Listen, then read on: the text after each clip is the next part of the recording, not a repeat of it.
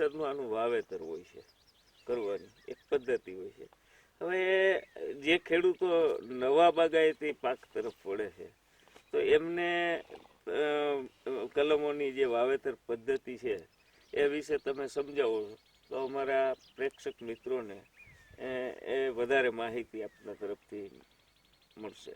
હવે કલમોની વાવેતરમાં હવે ભાઈ એવું હોય છે કે જૂની જે ચીલા ચાલુ પદ્ધતિ હતી ખેડૂતોની કે ભાઈ 35 બાય 35 ફૂટે વાવતા, પછી એમાં એવું થતું કે ભાઈ 35 બાય 35 ફૂટે વાવેતરમાં ખેડૂતોને ઉત્પાદન ઘણું લેટ મળતું, તેમ છતાંય એ લોકોને દવા છંટકાવ, પછી ફળ ખરી જવા, ફળ ઉતારવા, એ રીતે બહુ પ્રોબ્લેમ થતા અને ઉત્પાદન આ મોંઘવારીના યુગમાં મોડું મળતું એટલે એ લોકો સમય સાથે તાલ મિલાવી શકતા નહીં.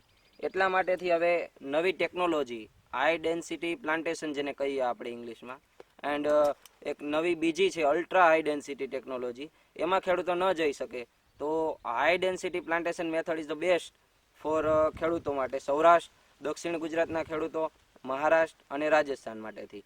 એમાં એવું હોય છે કે જે પથ્થરવાળી જમીનો હોય એમાં 10 બાય 10 વાવેતર કરવું જોઈએ અથવા 12 બાય 12 ફૂટના અંતરે વાવેતર કરવું જોઈએ. અને જો જમીન વધારે પડતી ફળદ્રુપ અને ઊંડી હોય તો 15 બાય 15 ફૂટનું વાવેતર યોગ્ય રહે છે. બરોબર છે. હવે આ તમે જે આંબાની આખી જે પદ્ધતિ સમજાવી છે કે આ કઈ રીતના ખાડાઓ અને કઈ રીતનું વાવેતર કરવું, હવે એમાં કઈ બગાયતી ભાષામાં પુનિંગ અને ટ્રેનિંગ જેવા કંઈક શબ્દોનો પ્રયોગ થાય છે, તો એ શું છે? એકચ્યુઅલી પ્રૂનિંગ એન્ડ ટ્રેનિંગ એવી વસ્તુ છે કે જે આપણા દેશમાં તો હવે 8-10 વર્ષથી દેખાય છે, પરંતુ પહેલાં અમેરિકામાં ફ્લોરિડામાં આનો પ્રયોગ થયેલો 30 વર્ષ પહેલાં. એમાં એવું હોય છે કે સપોઝ કે પ્રૂનિંગ કરવાનું એટલે કે આ જે રહ્યું, સપોઝ કે વેજીટેટિવ ગ્રોથવાળી ડાળિયા હોય, બરાબર છે, આ સીધી સ્ટ્રેટ જતી હોય, એને આ રીતે કટ આપવો. આ કટ આપવાથી તમને એમાંથી 4 થી 5 બ્રાન્ચીસ મળે છે. બરોબર, એટલે એમને પુનિંગ કહેવામાં હા, આને પ્રૂનિંગ કહેવામાં આવે છે. બરોબર. એટલે આ બ્રાન્ચીસ વધારે હોય તો પાનની સંખ્યામાં વધારો થાય છે અને પાનની સંખ્યામાં વધારો થવાથી રસોડું ઝાડનું જે તે ઝાડનું મોટું થાય છે. આ રીતે બરાબર, રસોડું મોટું થવાથી ફળ સાઇઝેબલ અને તમને ક્વોલિટેટિવ ફળ મળે છે. બરોબર. તો એ પુનિંગની કંઈક છટણી કરવી પડતી હોય છે, કરવી પડે છે ને?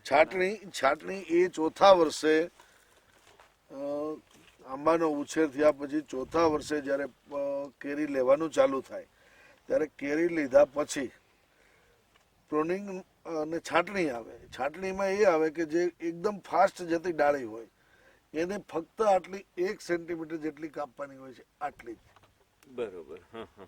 એટલે એની જે મેઇન બ્રાન્ચ જે ફાસ્ટ જતી હોય એ રોકાઈ જાય અને સાઈડમાંથી નવા પત્તા નીકળે અને આવી દુબળી ડાળી જે પડી ગઈ હોય એ મરી ના જાય અને એનો વિકાસ એ જળવાઈ રહે, એટલે બ્રાન્ચોની સંખ્યા વધારે થાય. બરોબર. અને પછી કેરી ઉતાર્યા પછી જે ડાળી છે, માનો કે અહીંયા કેરી આવી છે, આ ઉતાર્યા પછી આ ડાળીને અહીંથી કાપવી જોઈએ, એટલે બાકીની જે ડાળીમાં કેરી નથી આવી એમાં આવતા વર્ષે આવે અને આ ડાળીમાં નવી ફૂટ આવી અને ડાળી બની જાય, એટલે ઝાડની સાઈઝ ફિક્સ રહે.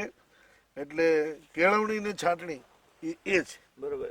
એ તમારી સરળ ભાષામાં આપણે એમ કહીએ તો ઝાડનો ગ્રોથ છે સારો જળવાય અને મોરનું પ્રમાણ આવે અને રેગ્યુલર ઉત્પાદન જળવાય, ફ્લાવરિંગ છે એ સરસ જળવાય છે અને રોગ પ્રતિકારક શક્તિ ધરાવે છે, બધા સશક્ત અને મજબૂત શાખાઓ હોય છે.